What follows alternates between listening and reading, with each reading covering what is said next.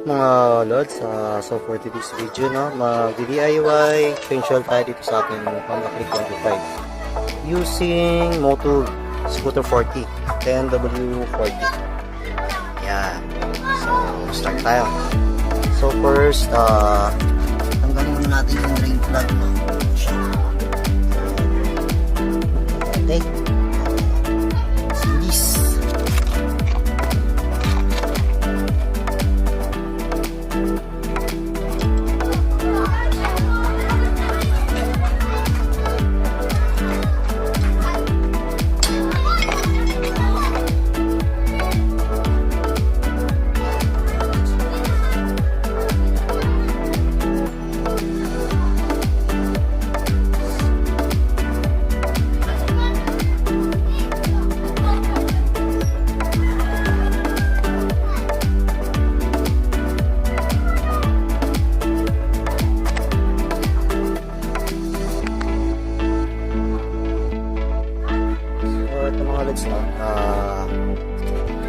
Tanggal ko na yung drain plug.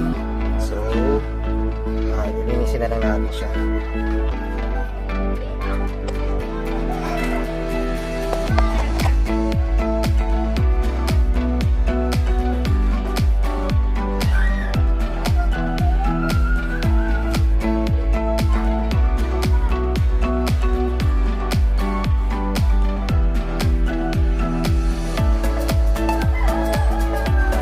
Lods na pag nag-chainsaw ito at pag nagtanggal kayo ng drain, huwag nyung kakalimutan ibalik ito yung washing na ito.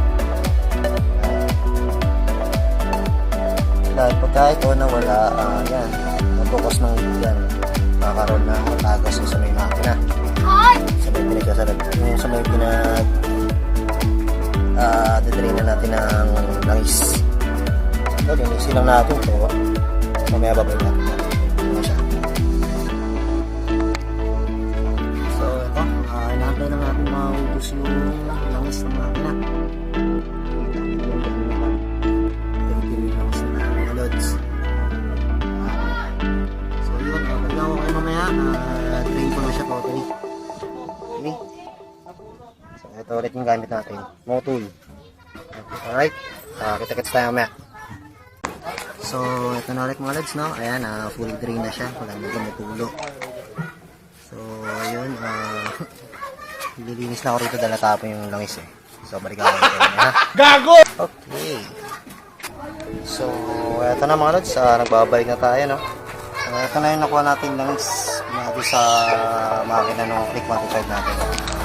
So yun, before natin isalin yung langis, babalik na natin itong drain plug. Okay? Let's do this.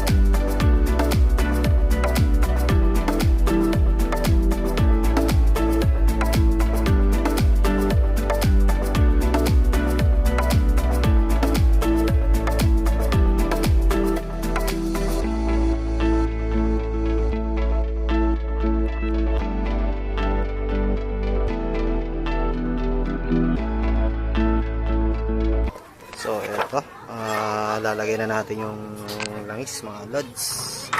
Pero linisin muna natin ito.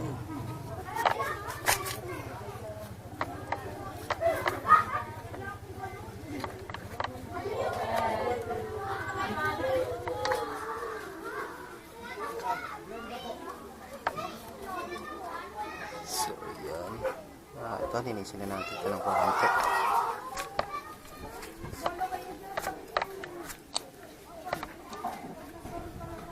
Yan. So since wala tayong budo, no, ito na lang gagamitin natin.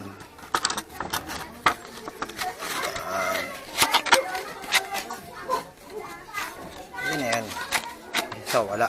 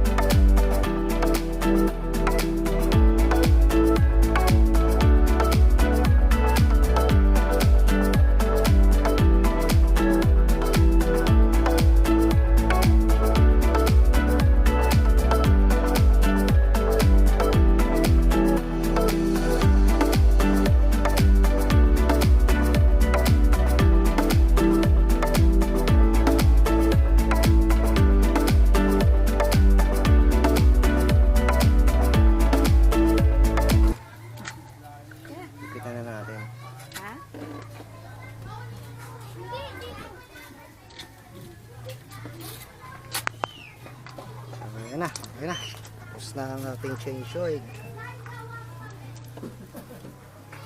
So, for more DIY tips mga lods, please do like, share, comment, and subscribe sa ating YouTube channel. So, yun. Hanggang sa muling DIY. See you!